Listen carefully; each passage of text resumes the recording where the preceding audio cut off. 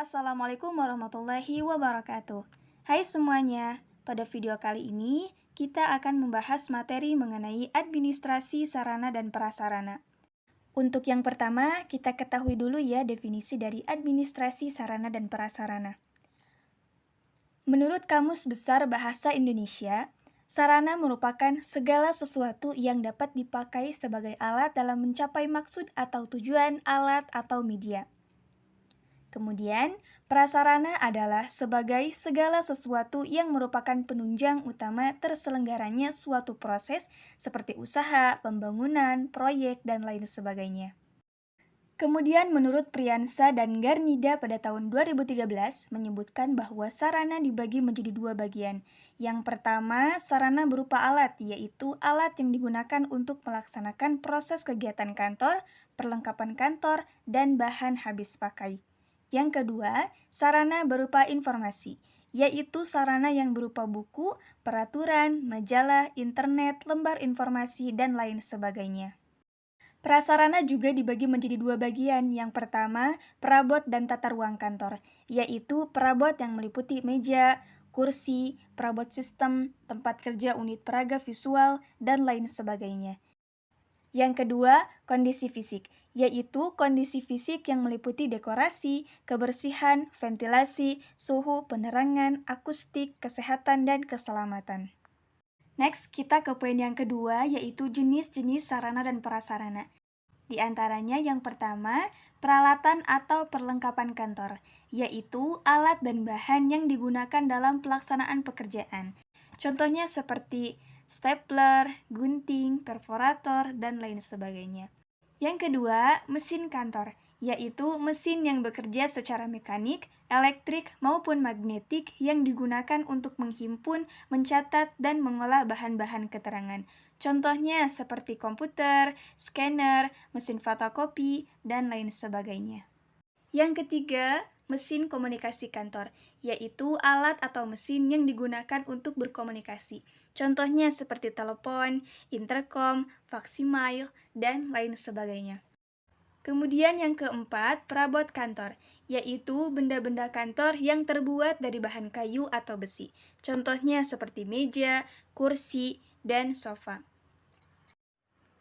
Kemudian yang kelima adalah interior kantor, yaitu semua jenis barang yang berfungsi untuk menghiasi ruangan kantor.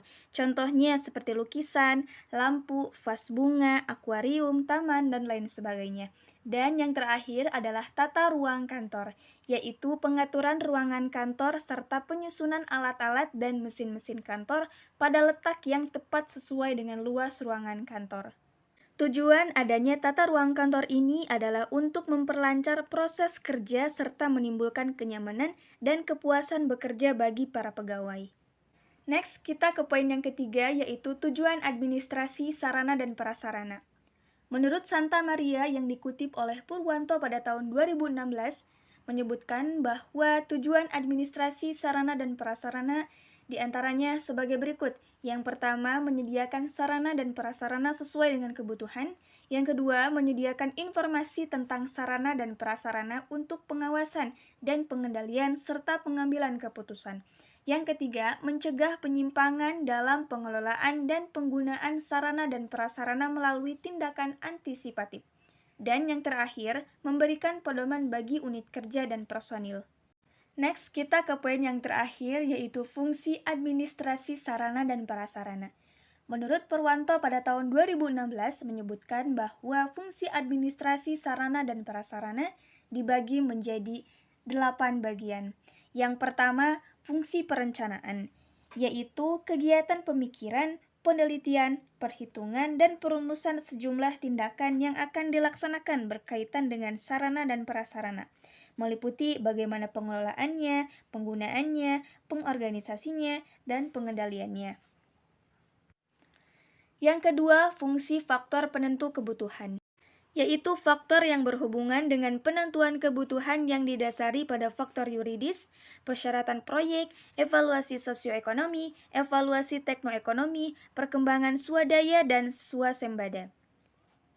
Fungsi yang ketiga yaitu fungsi penganggaran, yaitu berupa fungsi kegiatan, perumusan kebutuhan dalam suatu skala standar, yakni skala mata uang dan jumlah biaya dengan memperhatikan pengarahan dan pembatasan yang berlaku.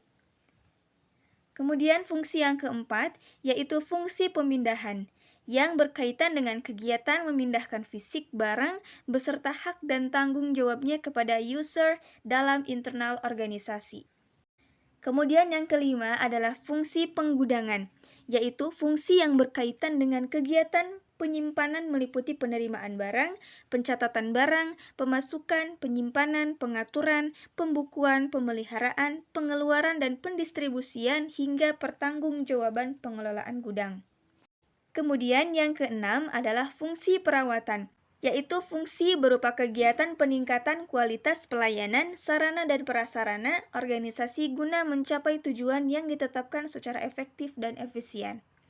Kemudian yang ketujuh, yaitu fungsi inventarisasi, yaitu fungsi berupa kegiatan untuk mengumpulkan data yang diperlukan tentang sarana dan prasarana untuk ditata usahakan menurut ketentuan dan tata cara yang telah ditetapkan. Dan fungsi yang terakhir yaitu fungsi penghapusan barang inventaris, yaitu fungsi yang berkaitan dengan kegiatan penghapusan barang dari daftar inventaris setelah dilakukan penilaian di mana barang-barang tersebut dianggap sudah tidak memiliki nilai guna seperti rusak, susut, mati, maupun biaya pemeliharaan atau perbaikannya terlalu tinggi.